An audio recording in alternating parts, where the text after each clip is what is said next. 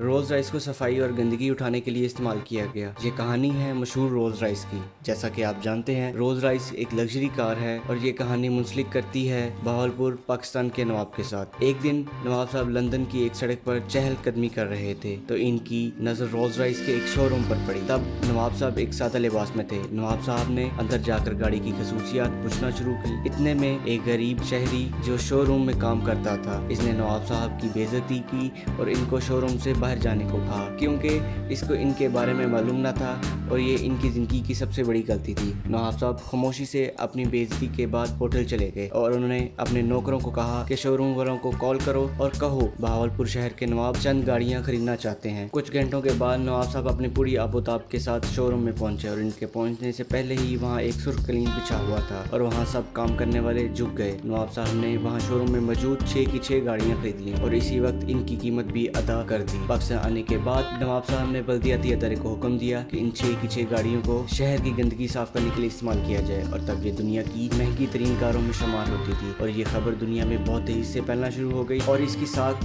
زوالی کی طرف جانا شروع ہو گئی۔ یورپ یا امریکہ میں کسی کو رولز رائس استعمال کرتے ہوئے دیکھتا تو ہنستا اور کہتا یہ وہ رولز رائس ہے جسے پاکستان میں گندگی اٹھانے کے لیے استعمال کیا جا رہا ہے۔ رولز رائس کی ساکھ خراب ہونے کی وجہ سے اس کے مالک کو بہت نقصان ہونا شروع ہو گیا۔ اس نے بہاولپور کے نواب کو ایک ٹیلی گرام کیا جس میں اس نے نواب صاحب سے معافی مانگی اور کہا مہربانی کر کے ان گاڑیوں کو گندگی اٹھانے اور صاف کرنے سے روکا جائے۔ اتنا ہی نہیں اس نے نواب صاحب کو 6 نئی گاڑیاں دینے کا بھی کہا۔ جب نواب صاحب نے دیکھا کہ رولز رائس والے سبق سیکھ چکے ہیں اور معافی بھی مانگ چکے ہیں تو نواب صاحب نے ان گاڑیوں کو گندگی اٹھانے سے روک دیا۔ اتنا ہی نہیں کہا جاتا ہے کہ کچھ سالوں بعد جب سعودیہ کے بادشاہ پاکستان کے دورہ پر تھے تو نواب صاحب نے ان کو ایک رولز رائس تحفہ میں دی اور وہ سعودیہ کی پہلی رولز رائس تھی اور ایک رولز رائس قائد اعظم کو بھی تحفہ میں دی گئی۔ Please subscribe Unknown Pages of History and don't forget to click on bell icon.